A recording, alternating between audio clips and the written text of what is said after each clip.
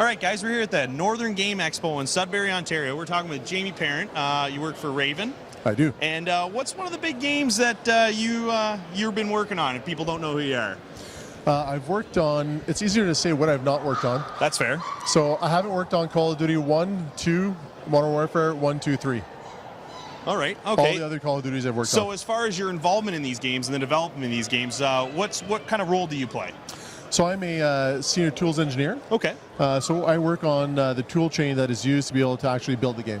Okay. So I don't actually, I'm not a gameplay programmer, I'm a tools programmer. So I don't know anything about any gameplay questions. I know nothing. I just know about the tools, yeah. So I'm going to ask you, do you get a lot of questions from people about gameplay if they don't know exactly what your involvement in the game is when they just hear you work on a Call of Duty game? Oh yeah, I get hammered usually when people get upset at some kind of weapon balancing change or something like that. They come at me. But like I don't know anything about it. I just nod and smile. That's fair. That's fair. I mean, we talk about the Call of Duty community and the fans. It's a huge fan base. People are very passionate about these games and when they come out. So as far as your involvement and what you do, you create tools for the developers to design the game. So the tools when you're is there a lot of change every year in each iteration for the games? Are you always changing the tools, or is it something that's kind of the same all the way through? We're always iterating on the tools at the same cadence as technology advances. Okay. So as technology advances and we're trying to push those pixels to be prettier and prettier, we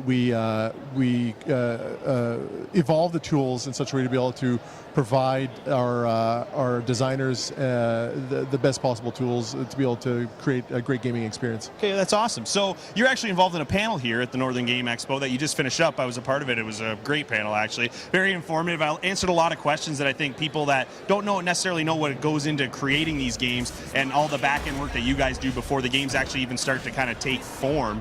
It was very interesting to see. So as far as panels go, when you do events like this, do you find yourself kind of talking about a lot of the same things, or is because you're doing different games, you're kind of touching on different things on these panels? Because of the nature of game development and the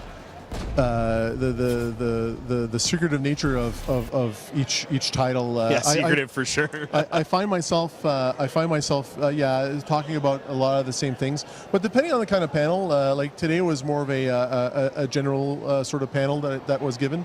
But let's say it was a more technical panel, then I would converge towards more the technical aspects of my job. Okay.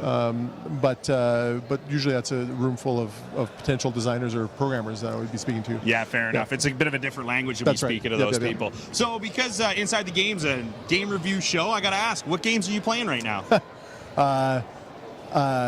Right now I'm playing a whole lot, maybe too much, of the Division 2. That's fair. It's a good game, though. I have a good friend of mine. We have our own clan, and we play as much as we can. You're diving some hours into this game, I take it. We're at the very edge of all the things Division 2 right now. We're gear score 511.